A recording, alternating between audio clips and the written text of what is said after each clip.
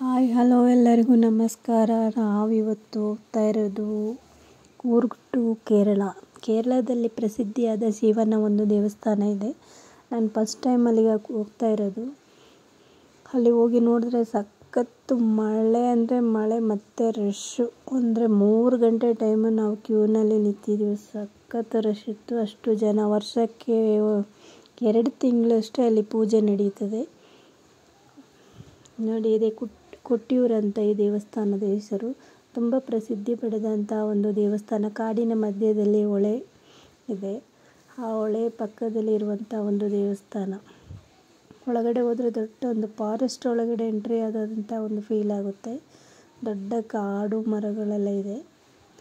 ಇದು ದೇವಸ್ಥಾನದ ಹೊಳೆಯ ಪಕ್ಕದಲ್ಲಿ ಸ್ನಾನಕ್ಕೆಲ್ಲ ಹೋಗ್ತಾ ಇದ್ದಾರೆ. ಬಲಭಾಗದಲ್ಲಿ ಚಪ್ಪಲು ಮತ್ತು ಬ್ಯಾಗ್ಗಳನ್ನು ಇಟ್ಕೊಳ್ಬೋದು, ಬೇಕಾದರೆ ಟೋಕನ್ ತಗೊಂಡು. ಸ್ನಾನ ಮಾಡ್ಕೊಂಡು ಬಂದು ಇಲ್ಲಿ ಕ್ಯೂನಲ್ಲಿ ನಿಂತಿದ್ದೀವಿ.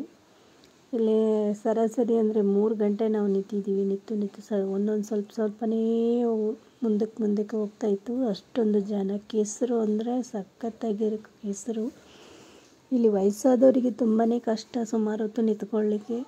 ಆದ್ರೂ ತುಂಬ ಜನನೂ ಬಂದಿದ್ದರು, ವಯಸ್ಸಾದವರು ಮತ್ತು ಸಣ್ಣ ಮಕ್ಕಳನ್ನೆಲ್ಲ ಎತ್ಕೊಂಡು. ಇಲ್ಲಿದ್ದು ಒಂದು ವಿಶೇಷತೆ ಏನು ಅಂದರೆ, ದೇವಸ್ಥಾನದಲ್ಲಿ ಹೊಳೆಯಲ್ಲಿ ನಾವು ಹಾಕಿದ ಬಟ್ಟೆನ ಹಂಗೇನೆ 3 ಸರಿ ಮುಳುಗ್ಬಿಟ್ಟು ಎದ್ದು ಹಾಗೇನೆ ಒದ್ದೆ ಬಟ್ಟೆಯಲ್ಲೇ ಬರೋದು. ಮತ್ತು ಕೆಲವರು ಅಂತ ಹೇಳಿದ್ರೆ ರೂಮ್ನಲ್ಲಿ ಸ್ನಾನ ಮಾಡ್ಕೊಂಡು ಹಾಗೆ ಬೇರೆ ಬಟ್ಟೆ ಹಾಕ್ಕೊಂಡು ಬರೋರು ಇದ್ದಾರೆ. ನಾವೆಲ್ಲ ಒದ್ದೆ ಬಟ್ಟೆಯಲ್ಲೇ ಬಂದು. ಸುಮಾರು ಜನ ಹಾಗೇನೆ ನೀರಿನಲ್ಲೇ ಬಂದರು. ಅಲ್ಲಿದ್ದು ಮುಖ್ಯ ಇದೇ ಹಾಗೆ ದೇವಸ್ಥಾನಕ್ಕೆ ಒದ್ದೆ ಬಟ್ಟೆಯಲ್ಲಿ ಒಳಗಡೆ ಹೋಗೋದು. ನಾವು ಸಾಧಾರಣ ಆಗಿ ಹೋಗೋದಿಲ್ವಲ್ಲ ಈ ದೇವಸ್ಥಾನಕ್ಕೆ ಅಂದರೆ, ನೀರಲ್ಲೇ ಓಡಾಡಬೇಕು. ಎಲ್ಲರೂ ಒಂದು ಬಿಳಿ ಟವಲ್ ಹಾಕ್ಕೊಂಡಿದ್ದಾರೆ ನೋಡಿ. ಟವಲ್ ಹಾಕ್ಕೊಂಡು ನೀರೊಳಗಡೆ ಮುಳುಗಿ ಎದ್ದು ಈ ಥರ ಬರೋದು.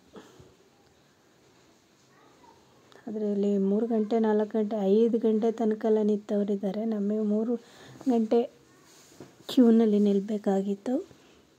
ಈಗ ಬಂದು ನೋಡಿ, ಇಲ್ಲಿ ದೇವಸ್ಥಾನ ಅಂದರೆ ಅಷ್ಟೊಂದು ದೊಡ್ಡ ದೇವಸ್ಥಾನ ಅಂತ ಹೇಳಲಿಕ್ಕೆ ಏನಿಲ್ಲ. ಈ ಪನೆ ಮರದ ಎಲೆಗಳನ್ನೆಲ್ಲ ಹಾಕ್ಕೊಂಡು ಅದೇ ಒಂದು ದೇವಸ್ಥಾನ ನೋಡಿ. ವಿಡಿಯೋ ತುಂಬ ಲಾಂಗ್ ಆಗಿದ್ದರಿಂದ ಸ್ವಲ್ಪ ಓಡಿಸ್ಕೊಂಡು ಮಾಡಿದ್ದೀನಿ.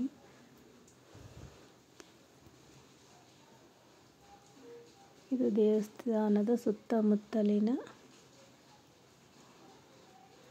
ಇದು ಅಲ್ಲಿ ಪಾರ್ವತಿ ಮತ್ತು ಶಿವನ ವಿಗ್ರಹ ಇತ್ತು. ಹಾಗೆ ಸ್ಕ್ರೀನ್ಶಾಟ್ ಹೊಡೆದು ಇಟ್ಟಿದ್ದೀನಿ ನೋಡಿ. ಈ ಥರ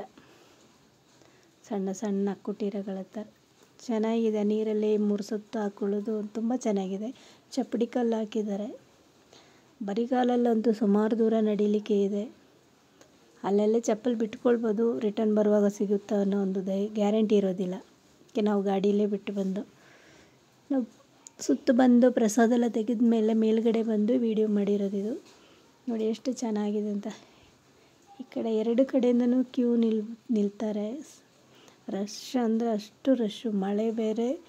ನಮ್ಮದು ಪೂಜೆ ಎಲ್ಲ ಮುಗಿಸಿ ಅಂಗಡಿಯಿಂದ ಏನಾದರೂ ಪರ್ಚೇಸ್ ಮಾಡೋಣ ಅಂತ ಹೋದಾಗ ಅಲ್ಲಿ ಭಾರಿ ಜೋರಾಗಿ ಮಳೆ ಬಂತು. ಒಂದು 1/2 hour ಹಾಗೇ ವೆಯ್ಟ್ ಮಾಡ್ದೆವು. ಇದೆಲ್ಲ ನೋಡಿ ಎಷ್ಟು ಜನ ಬರ್ತಿದ್ದಾರೆ ಅಂತ. ಸ್ಟಾರ್ಟಾಗಿ ನಾವು ಹೋದ ದಿನ 3 ದಿನ ಆಗಿದೆ. ಅಲ್ಲಿದ್ದು ಪೂಜೆಗೆ ಈ ಆನೆಗಳನ್ನ ಬಳಸ್ತಾರೆ. ಬೆಳಿಗ್ಗೆದು ಪೂಜೆ ಎಲ್ಲ ಆಗಿ ಬಂದು ಅಲ್ಲಿ 2 ಆನೆಗಳಿದೆ.